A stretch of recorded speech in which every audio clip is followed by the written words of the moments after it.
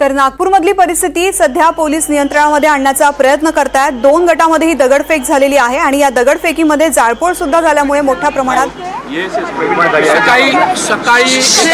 सकाळी एक आंदोलन झालं होतं, पण पोलिसांनी तिथे मध्यस्थी केली होती। पण रात्री महाल परिसर असेल, छत्रपती शिवाजी महाराज आपल्या पुतळ्याचा परिसर असेल, राम मंदिर गल्ली असेल, जुना इस्लाम कॉलेज लेन असेल, चित्रा टॉकीज असेल, आपलं गवळीपुरा असेल, या भागात प्रचंड बाहेरनं येणाऱ्या नागरिकांनी दगडफेक केली आहेत, गाड्या पेटवल्या आहेत, घरं जाळली आहेत, गाड्यांची जाळपोळ केली आहे। अग्निशामक दल विझवायला आलं, त्या कर्मचाऱ्यांना मारहाण झाली अशी माझी माहिती आहे। माझ्याकडे 150च्या वरती व्हिडिओ आहेत।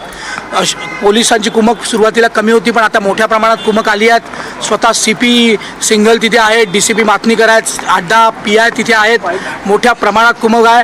पण बाहेरनं येणाऱ्या लोकांनी ज्या सामान्य लोकांचे घरं पेटवले, मग त्यात दुरुपकर परिवार, पेशणे परिवार, घाटेंचे परिवार आहेत, शिर्केंचे परिवार आहेत, आणि टिपून त्यांनी घरांवर दगडफेक केली आहे। गांधीबाग सहकारी बँक चिटणीस पार्क चौकात आहे, त्याच्यावर दगडफेक झाली अशी माहिती आहे।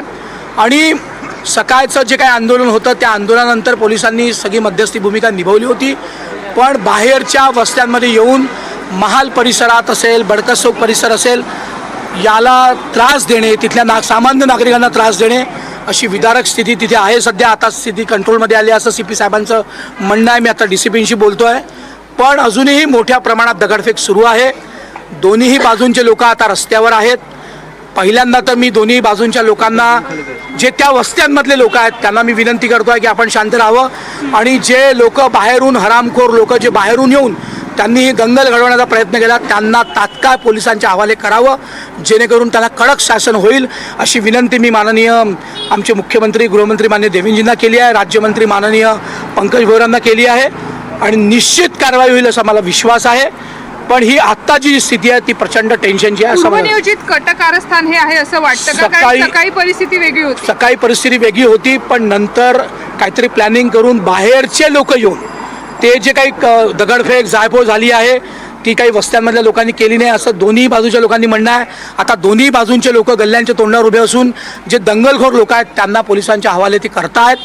पण हे प्लॅनिंगनी बाहेरनं लोक आणून, याचं काही जेणेकरून हे प्लॅनिंग केलं होतं आणि बाहेरनं लोक आणून हा तमाशा उभा करण्याचा त्यांनी प्रयत्न केला। परिस्थिती हातबल होते, कारण की दगडफेक पुढे जाऊन जाळपोळ सुरू झाली, मोठ्या प्रमाणात दगडफेक होते। आता पोलीस कंट्रोल करतायत, पोलीस शांततेचंही आवाहन करतात आहे, आणि गरज पडली तर शासनही करण्याचा पोलिसांचा प्रयत्न। मुख्यमंत्र्यांसोबत चर्चा झाली का? त्यांनी शांततेचं आव्हान माननीय मुख्यमंत्र्यांनी स्वतः CP असतील, संबंधित त्या भागाचे DCP असतील, सगळ्यांशी ते बोलले आहेत, ते अजूनही बोलत आहेत। स्वतः पंकज भोयर माननीय राज्यमंत्री ते स्वतः पूर्ण स्थितीवर लक्ष ठेवून आहे, आणि मीही आता रात्रीचं विमान मिळालं तर रात्रीचं नाही तर पहाटेच्या विमानाने नागपूरला परततो। सर, जेव्हा सकाळी पुतळा जाळण्यात आला होता तेव्हा त्या पुतळ्यावरती हिरवा कपडा होता, आणि त्यामुळे हा विषय कुठे भडकला अशी IQ माहिती आहे।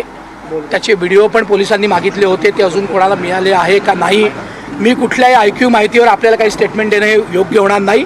त्यामुळे मी स्वतः आता रात्रि के उद्या सकाळी नागपुरला पहुँचतो। सर, हिंदी में जानना चाहेंगे, नागपुर की परिस्थिति जो है विकट होते जा रही है। नागपुर की परिस्थिति, सुबह एक आंदोलन हुआ था, उसके बाद वो पुलिस प्रशासन ने उसमें मध्यस्थी करके उसमें शांतता ये की थी, लेकिन रात में बाहर से आए हुए लोगों ने महल परिसर, छत्रपति शिवाजी महाराज पुतला परिसर, राम मंदिर गली, पुराना इस्लाम कॉलेज, चित्रा टॉकीज, गवड़ीपुरा, बुद्धूखा मीनारा, भालदारपुरा, ये बस्तियों में आकर बहुत बड़े प्रमाण में आगजनी का काम किया है, पत्थरबाजी की है, बहुत सारी व्हीकल उन्होंने तोड़फोड़ दी है, जला दी है, अग्निशामक दल के जवानों को तक उन्होंने छोड़ा नहीं है।